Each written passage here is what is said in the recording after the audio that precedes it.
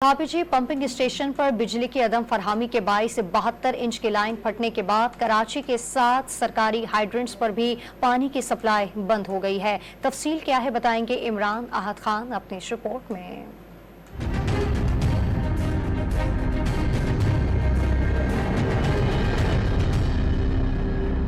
कराची में शहरियों को अब कानूनी हाइड्रेंट से भी पानी मुयस्सर नहीं। धाबेजी पंपिंग स्टेशन पर बिजली की अदम फरहमी से कराची के जिला वस्ती में शहर के सबसे बड़े सखी हसन हाइड्रेंट का भी पानी बंद हो गया। सखी हसन हाइड्रेंट पर शहरी टैंकर के हसूल के लिए धक्के खाते नजर आए। अभी हम पानी का टैंकर लेने के लिए कोई समझ ले 2-2.5 घंटे से मैं यहाँ खड़ा हूँ, ये बोल रहे हैं कि अभी देर लगेगी और देर लगेगी।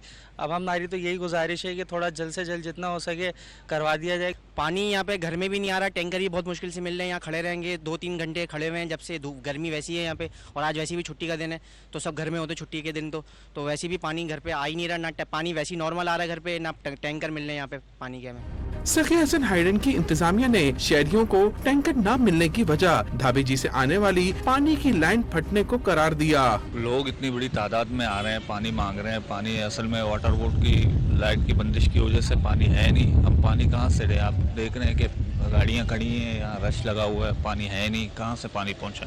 कराची में फरामी आप से महरूम आवाम ने सिंध सरकार से मुतालबा किया कि फटने वाली लाइन की फौरी मुरम्मत की जाए ताकि पानी की फरामी बहाल हो सके। धाबेजी में बिजली की अदम फरामी के बायस वाटर बोर्ड की मरकजी लाइन फटने के बायस कराची के 7 सरकारी हाइड्रेंट में भी पानी न होने की वजह से कराची के शहरी परेशानी का शिकार हैं। कैमरामैन कासिम खान के साथ इमरान आहद खान, डॉन न्यूज, कराची।